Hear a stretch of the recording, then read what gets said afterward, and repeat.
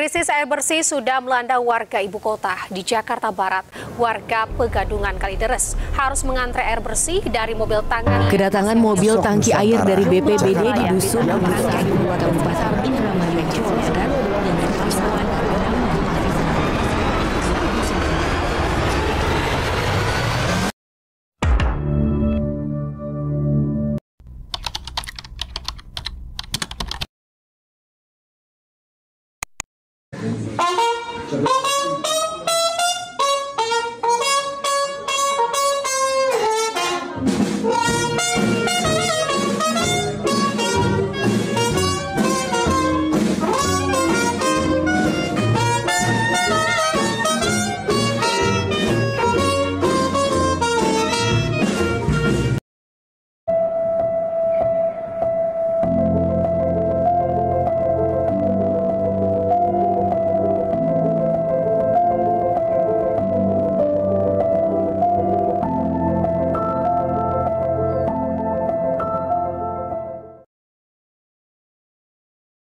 Remember, this is not just a story. This is our future.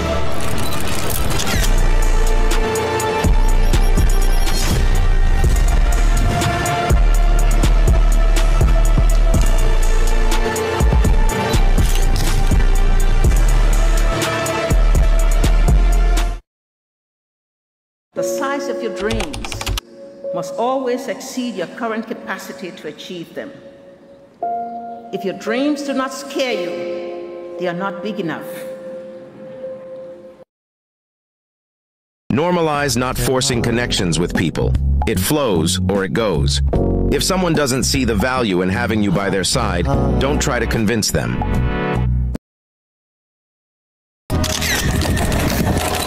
Menurut laporan Bappenas, ketersediaan air di sebagian besar wilayah Pulau Jawa dan Bali saat ini sudah tergolong langka hingga kritis.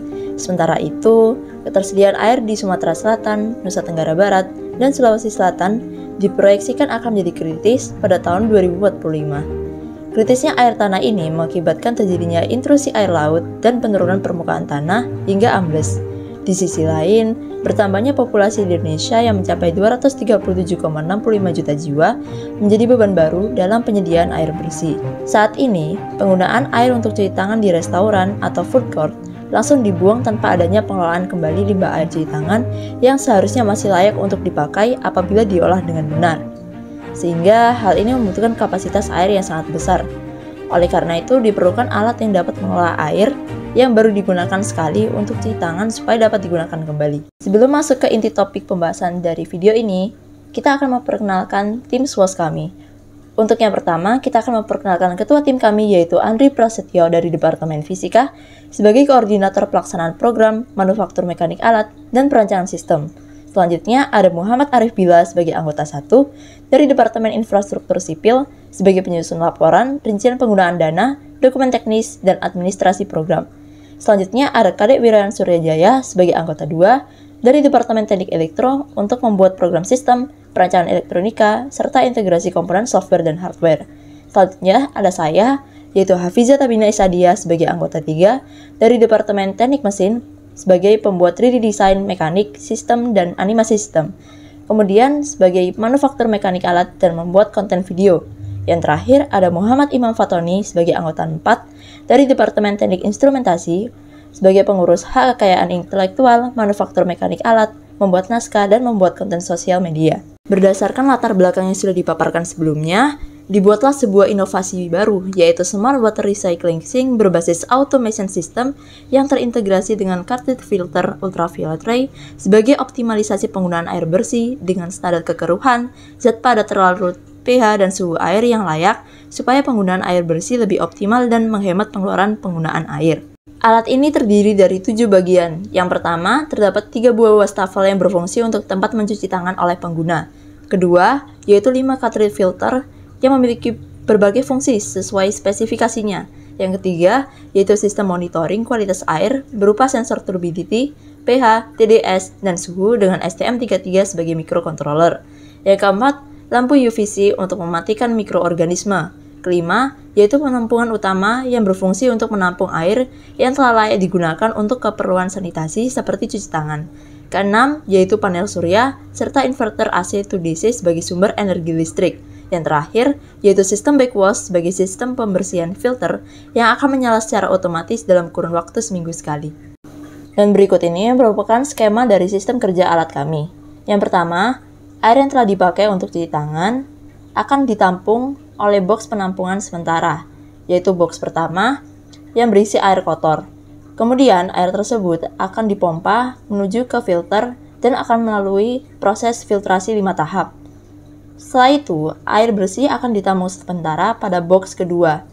Pada box kedua, air akan melakukan pengukuran kualitas oleh sensor TDS, turbidity, suhu, dan pH, dan dilakukan monitoring data kualitas air oleh STM32 berupa pH, kemudian distandarisasi oleh suhu, dan zat terlarut kurang dari sama dengan 1000 ppm dan kekeruan kurang dari 25 NTU menurut standar Kemenkes RI tahun 2017. Apabila air sesuai dengan standar, maka air akan dipompa menuju tandon 1 melalui pompa 1. Apabila air tidak sesuai dengan standar, maka air akan dipompa keluar melalui pompa 2 menuju ke saluran pembuangan yang ada di bagian sisi dari wastafel tersebut. Inovasi pada produk kami yaitu terdapat real-time monitoring air yang layak pakai dan backwash automation system sebagai teknologi pembersihan filter air otomatis pertama yang mengintegrasikan sumber listrik AC PLN dengan panel surya yang disimpan dalam baterai. Alat ini juga dilengkapi dengan sistem pendeteksi lokasi secara akurat. Cara kerjanya dengan mengumpulkan data lokasi latitude dan longitude melalui sebuah modul. Data tersebut kemudian dikirimkan ke microcontroller STM32. STM32 akan mengirimkan data ini menggunakan perangkat LoRa transmitter ke perangkat LoRa receiver di ESP32. Setelah ESP32 menerima data, dia akan menggunakan koneksi Wi-Fi untuk mengirimkan data lokasi ke aplikasi WhatsApp. Pengguna dapat dengan mudah mengetahui lokasi terkini dengan mengetikkan SWOS di WhatsApp dan hasilnya akan ditampilkan secara real-time bersama dengan tautan link yang mengarah ke lokasi tersebut. Selain itu, jika terjadi perubahan dalam latitude dan longitude, alat ini akan mengaktifkan sebuah buzzer sebagai tanda peringatan. Dengan cara ini, pengguna dapat dengan cepat mengetahui perubahan lokasi yang signifikan. Dengan real-time monitoring dan inovasi teknologi terbaru, Smart Water Recycling Sink adalah solusi masa depan untuk masalah pengelolaan air.